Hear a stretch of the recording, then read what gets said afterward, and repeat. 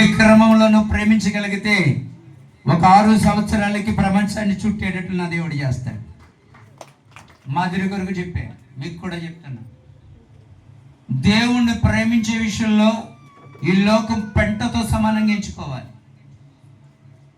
దేవుణ్ణి ప్రేమించే విషయంలో ఈ లోక సంబంధమైన తుచ్చమైన అభిలాషలన్నీ చంపేసుకోవాలి.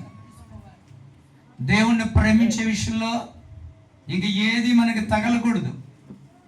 అంత మసాలా అంత హైలోకి వెళ్ళిపోగలిగితే నీకు ఏది కొదువో నా దగ్గరికి రా నేను చెప్తా.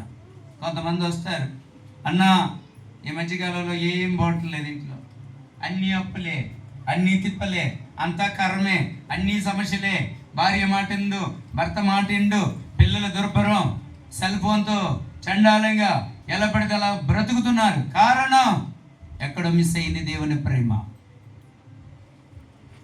బలహీనపడింది నీ కుటుంబం ఎక్కడో.